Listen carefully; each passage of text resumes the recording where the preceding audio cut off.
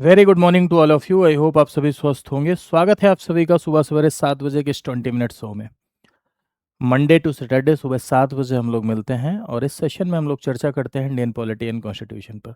चर्चा का उद्देश्य है आपके भीतर पॉलिटी की एक बेटर अंडरस्टैंडिंग क्रिएट करना, साथ ही साथ प्रश्नों के माध्यम से आपको ढेर सारे फैक्ट और ढेर सारे कॉन्सेप्ट बताना। मैं आपको बता देना चाहता हूं कि इसमें मैं 4 सवाल शामिल करता हूं, लेकिन इन 4 सवालों की व्याख्या में मैं आपको 40 बातें बताता हूं जो आपके एग्जाम के लिए महत्वपूर्ण होती हैं, जो आपके आने वाले एग्जाम के लिए संभावित हो सकती हैं, एज वेल एज आपके फैक्ट और कॉन्सेप्ट के लिए ज़रूरी हैं। ये यूपीपीसीएस प्री के लिए, आरओ के लिए, आरओ मेंस के लिए और बीओ के लिए ये सेशन इंपॉर्टेंट होता है, तो इसे अपने दोस्तों के मध्य आप शेयर भी किया करिए। मेरी जिम्मेदारी है कि आपको इन 4 सवालों के माध्यम से ऐसा बताएं कि पॉलिटी की बेटर अंडरस्टैंडिंग क्रिएट हो और 90% एक्यूरेसी, 90% प्लस एक्यूरेसी आपकी एग्जाम में हो।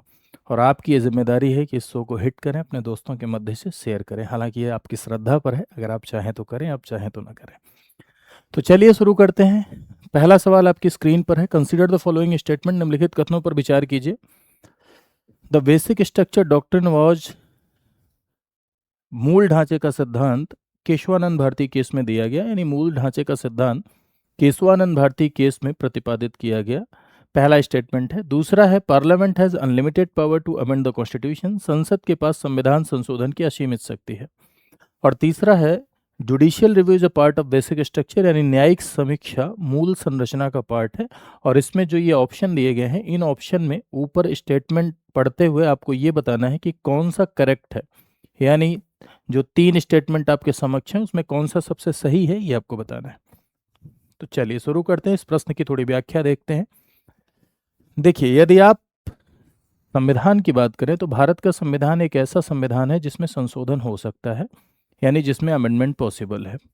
ठीक है, कोई भी संविधान जिसमें संशोधन हो सकता है वो एक बेहतर संविधान होता है, क्योंकि अगर संविधान संशोधनीय नहीं है तो ऐसे में उस परिवर्तन के दबाव में नष्ट हो जाएगा, क्योंकि समाज में लगातार परिवर्तन चल रहे हैं। ऐसे में संविधान में भी परिवर्तन जरूरी है। और डॉक्टर अंबेडकर ने कहा था कि मैं नहीं मानता कि संविधान में दोष नहीं है, मैं नहीं मानता कि संविधान बिल्कुल पूरी तरीके से परफेक्ट है। संविधान में दोष हो सकते हैं, संविधान में कमियां हो सकती हैं, लेकिन भारत का संविधान ऐसा संविधान है जो टाइम एंड सिचुएशन के अकॉर्डिंग यानी समय और परिस्थिति के अनुसार अपने आप को बदल सकता है। और भारत का संविधान भी समय और परिस्थिति के अनुसार अपने आप को बदलने में संभव है। कैसे? तो भारत के संविधान में संशोधन हो सकते हैं या संशोधनीय है। किसको अधिकार है संशोधन का? संसद को संविधान संशोधन का अधिकार है। लेकिन यहाँ पर एक सवाल ये उठता है कि यदि संसद को संविधान संशोधन का असीमित अधिकार दे दिया जाए, यानी कोई रिस्ट्रिक्शन न हो, कोई लिमिटेशन न हो, तो संसद भी मनमानी कर सकती है। पता चला संसद पूरा संविधान ही पलट के रख दे, है ना, हटाओ हटाओ ये संविधान, हमें नया संविधान चाहिए, तो पूरा का पूरा संविधान ही बदल दे। तो ऐसे में हमारे संविधान निर्माताओं की मूल भावना नष्ट हो जाएगी, उनका सपना चकनाचूर हो जाएगा। यही कारण रहा कि ऑनरेबल सुप्रीम कोर्ट ने केशवानंद भारती केस में एक डॉक्ट्रिन प्रतिपादित किया। That doctrine is known as doctrine of basic structure, यानी मूल ढांचे का सिद्धांत। और मेरे भाइयों, मूल ढांचे का सिद्धांत ये कहता है कि parliament can amend in any part of constitution, यानी संसद संविधान के किसी भी भाग में संशोधन कर सकती है, लेकिन संविधान के मूल ढांचे के साथ छेड़छाड़ नहीं कर सकती है, यानी basic structure of the constitution can not B violated. संसद संविधान के किसी भी भाग में संशोधन कर सकती है, लेकिन मूल ढांचे के साथ छेड़छाड़ नहीं कर सकती है। और मूल ढांचा क्या है ये कहीं नहीं लिखा है। मूल ढांचा क्या है? मूल ढांचे का सिद्धांत ना तो संविधान में लिखा है, क्या आएगा उसमें, ना किसी कानून में लिखा है, बल्कि संविधान का अंतिम व्याख्याता सुप्रीम कोर्ट है। तो सुप्रीम कोर्ट ही समय समय पर बताएगा कि व्हाट इज बेसिक स्ट्रक्चर। अब आपके मन में सवाल उठ रहा होगा कि क्या कुछ ऐसा है जो मूल ढांचे में अब तक शामिल किया गया है जो कि बेसिक स्ट्रक्चर का पार्ट है? तो जी हाँ, आर्टिकल 32, आर्टिकल 226 को ऑनरेबल सुप्रीम कोर्ट ने एल चंद्र कुमार केस में बेसिक स्ट्रक्चर का पार्ट बताया। सेकुलरिज्म संविधान का मूल ढांचा है, एशआर मुंबई केस में सुप्रीम कोर्ट ने कहा। तो इस तरह कई ऐसी टर्मिनोलॉजी, कई ऐसे कॉन्सेप्ट जो मूल ढांचे का भाग हैं, ये ऑनरेबल सुप्रीम कोर्ट ने समय समय पर बताया है।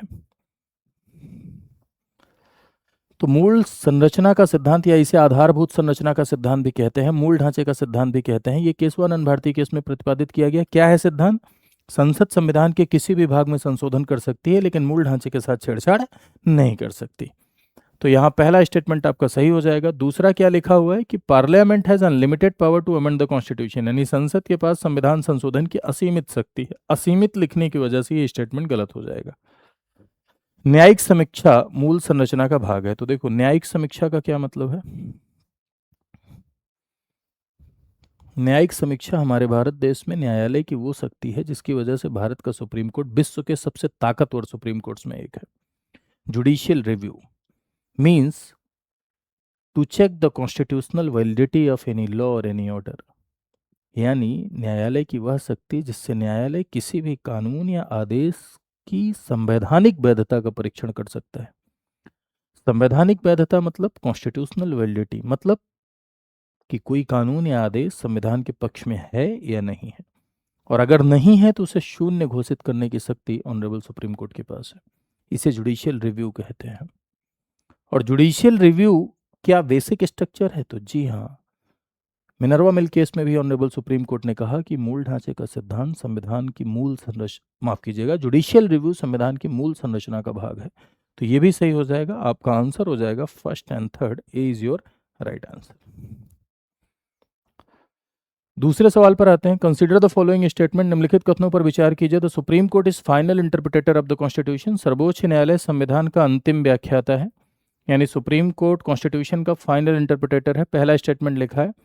दूसरा, judicial review is a part of basic structure of the constitution.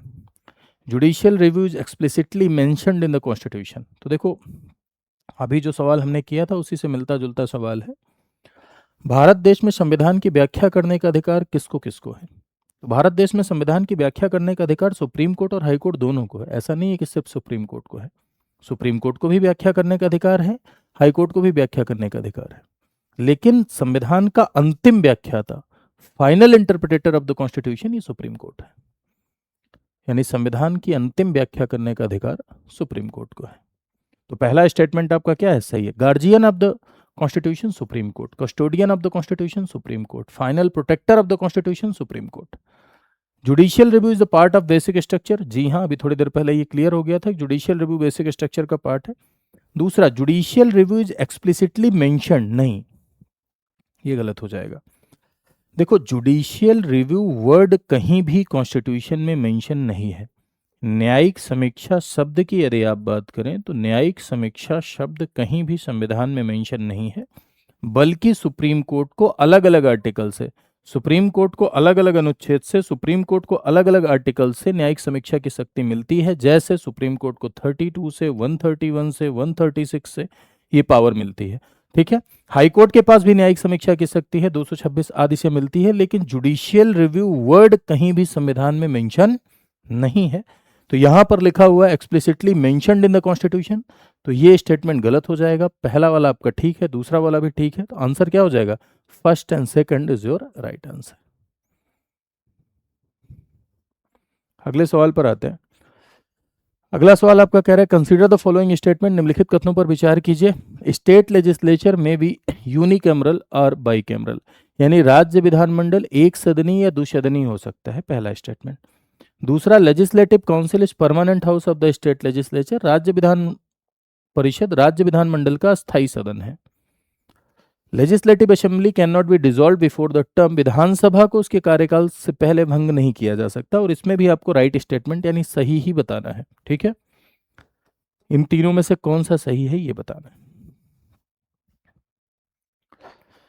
देखिए थोड़ा सा समझते हैं। स्टेट लेजिस्लेचर की यदि आप बात करें तो राज्य में जो संस्था लॉ मेकिंग का काम करती है, ठीक है, राज्य में जो लॉ मेकिंग इंस्टीट्यूशन है स्टेट का, यानी प्रांतों का जो हाईएस्ट लॉ मेकिंग इंस्टीट्यूशन है, उसी को हम किस नाम से जानते हैं?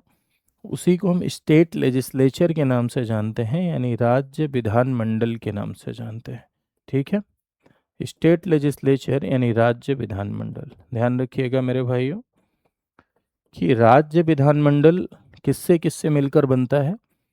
तो ऐसे राज्य जहां यूनिकैमरलिज्म है, यानी जहां एक सदनीय व्यवस्था है, वहां गवर्नर और विधानसभा से मिलकर बनेगा। और ऐसे राज्य जहां बाईकैमरलिज्म है, यानी दुसदनीय व्यवस्था है, वहां गवर्नर, विधानसभा, विधान परिषद से मिलकर बनेगा। सवाल ये है, क्या राज्यों में यूनिकैमरल, बाईकैमरल यानी एक सदनीय, द्विसदनीय दोनों व्यवस्था हो सकती है? जी हाँ। राज्यों में एक सदन जो अनिवार्य है, विधानसभा, जो कि आपका निम्न सदन है, जिसके चुनाव से सरकार बनती है, यह हर राज्य में आपको दिखाई पड़ेगी, 28 के 28 राज्य में। लेकिन दूसरा सदन विधान परिषद अनिवार्य नहीं है। अगर कोई राज्य अपने यहाँ प्रस्ताव पारित करके विशेष बहुमत से संसद को भेजता है, तो संसद उस राज्य में विधान परिषद का निर्माण कर सकती है सामान्य कानून बनाकर। लेकिन कोई राज्य अपने यहाँ लेजिस्लेटिव काउंसिल बनाए, ये अनिवार्य नहीं है। अभी इस समय हमारे यहाँ 6 ही राज्य ऐसे हैं जहां पर लेजिस्लेटिव काउंसिल है, और वो 6 राज्य हैं आपके तेलंगाना, बिहार, उत्तर प्रदेश, कर्नाटक, आंध्र प्रदेश और महाराष्ट्र। इन 6 ही राज्यों में विधान परिषद है। यानी जहां पर विधान परिषद है वहां राज्यपाल, गवर्नर, जो कि विधानमंडल का अभिन्न अंग होगा, प्लस लेजिस्लेटिव असेंबली, विधानसभा, plus legislative council, Vidhan Parishad, इससे मिलकर स्टेट लेजिस्लेचर फॉर्म होता है। और जहां पर एक ही सदन है वहां राज्यपाल प्लस लेजिस्लेटिव असेंबली से मिलकर विधानमंडल बनता है। विधानसभा इसका निम्न सदन है, ये भंग हो सकती है। कार्यकाल पूरा होता है तब भंग हो जाती है। बीच में भी अगर मेजोरिटी लैप्स हो जाए यानी बहुमत खो दे तो विधानसभा भंग हो सकती है। लेकिन विधान परिषद परमानेंट हाउस होता है, अस्थाई सदन होता है, इसका कोई कार्यकाल नहीं होता है, यह डिसॉल्व नहीं होती। हाँ, ध्यान रखिएगा, राज्यसभा की तरह विधान परिषद भी परमानेंट हाउस है, डिसॉल्व नहीं होती, लेकिन ये समाप्त हो सकती है। डिसॉल्व इसलिए नहीं होती क्योंकि 1/3 मेंबर प्रत्येक दूसरे वर्ष रिटायर होते हैं, एक साथ सदस्य रिटायर नहीं होते हैं। तो विधान परिषद आपकी भंग नहीं होगी, विधान परिषद डिसॉल्व नहीं होगी। तो यहां क्या लिखा है, राज्य विधानमंडल एक सदनीय, द्विसदनीय हो सकता है। दोनों हो सकता है क्या? यूनिकैमरल, बाईकैमरल दोनों हो सकता है? जी हाँ, दोनों हो सकता है। विधान परिषद राज्य विधानमंडल का अस्थायी सदन है? जी हाँ। लेजिस्लेटिव काउंसिल कैसा सदन है? ये एक परमानेंट हाउस है, सिंबल ऑफ कॉन्टिन्यूटी है, अस्थायी सदन है, ये भंग नहीं होती है। This is not subject of dissolution, भंग नहीं होगी। इसके मेंबर जो होते हैं, मेंबर का कार्यकाल 6 साल का होता है, और जिसमें 1/3 मेंबर एवरी 2 ईयर पर यानी प्रत्येक दूसरे वर्ष रिटायर होते हैं। ऐसी ही स्थिति केंद्र में राज्यसभा की है, लेकिन राज्यसभा समाप्त भी नहीं हो सकती। लेकिन विधान परिषद भंग नहीं हो सकती है, लेकिन समाप्त हो सकती है। क्लियर बात? अगला लिखा हुआ, legislative assembly can not be dissolve before it's term. तो पहला ये सेकंड स्टेटमेंट भी आपका क्या हो जाएगा? सही हो जाएगा, अस्थायी सदन है। दूसरा कह रहा है कार्यकाल के पहले भंग नहीं किया जा सकता, तो लेजिस्लेटिव असेंबली यानी विधानसभा, विधानसभा का कार्यकाल 5 साल है। क्या 5 साल से पहले विधानसभा भंग नहीं हो सकती? निश्चित रूप से भंग हो सकती है। अगर सरकार मेजोरिटी खो दे और कोई दूसरी पार्टी को इनवाइट किया जाए और वो भी मेजोरिटी न बना सके, तो जाहिर सी बात है विधानसभा भंग होगी। तो विधानसभा कार्यकाल से पहले भी भंग हो सकती है, लेकिन यहाँ लिखा है नहीं किया जा सकता। तो ये स्टेटमेंट गलत हो जाएगा। आंसर आपका हो जाएगा first and second is your right answer. ठीक है, अगले सवाल पर आते हैं। कंसिडर द फॉलोइंग स्टेटमेंट, निम्नलिखित कथनों पर विचार कीजिए। President can be impeached for the violation of constitution. संविधान के उल्लंघन पर राष्ट्रपति पर महाभियोग लगाया जा सकता है। दूसरा लिखा हुआ है, impeachment charges can be initiated in either house of the parliament. महाभियोग की प्रक्रिया संसद के किसी भी सदन में शुरू की जा सकती है। तीसरा लिखा है, महाभियोग के लिए साधारण बहुमत की आवश्यकता होती है। इम्पीचमेंट रिक्वायर्स सिंपल मेजोरिटी, साधारण बहुमत की आवश्यकता होती है। ये सवाल पूरा का पूरा इम्पीचमेंट से रिलेटेड है, तो आइए देख लेते हैं। इम्पीचमेंट ये वर्ड अमेरिका से प्रेरित है। इम्पीचमेंट का अर्थ होता है कि राष्ट्रपति को हटाने के लिए संसद में जो अभियोग चलाया जाता है, राष्ट्रपति को हटाने के लिए संसद में जो अभियोग चलता है उसी को हम महाभियोग कहते हैं। इम्पीचमेंट कब लगता है भैया? तो इम्पीचमेंट का जो रीजन होता है वो होता है वायलेशन ऑफ कॉन्स्टिट्यूशन, यानी संविधान का उल्लंघन।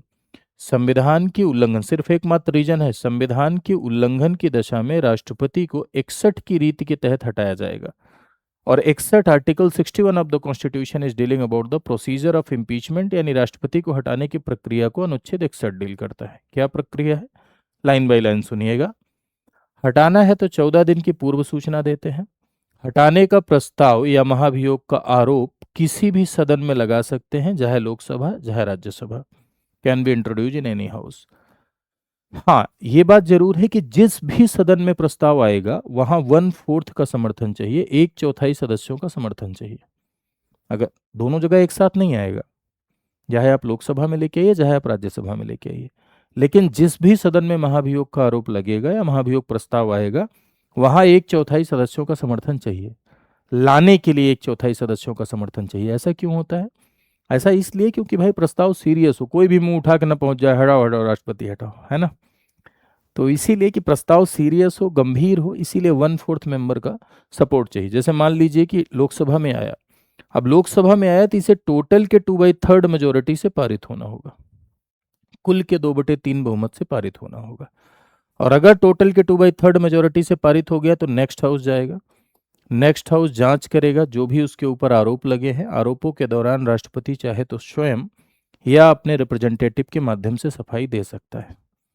यहां पर प्रक्रिया थोड़ी जुडिशियल लग रही है, इसीलिए महाभियोग प्रक्रिया को हाफ जुडिशियल प्रोसेस भी कहते हैं या अर्ध न्यायिक प्रक्रिया भी कहते हैं।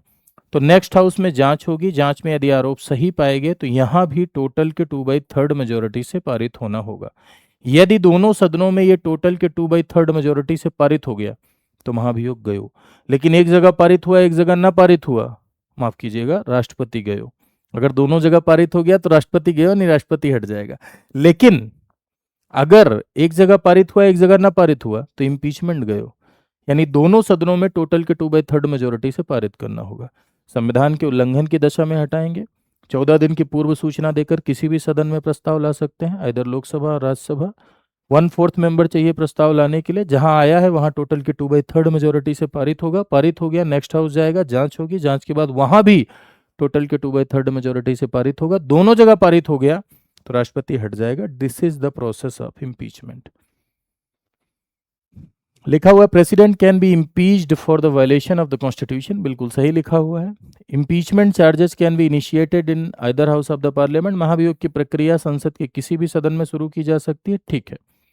महाभियोग के लिए सिंपल मेजोरिटी जी नहीं, सिंपल मेजोरिटी का मतलब है जो लोग उपस्थित हैं और मतदान कर रहे हैं उनका आधे से एक अधिक, तो सिंपल मेजोरिटी नहीं, ये एक विशेष बहुमत का प्रकार होता है कि टोटल का 2/3 कुल सदस्यों का 2/3 बहुमत की आवश्यकता होती है। तो ये भी स्टेटमेंट आपका गलत हो जाएगा।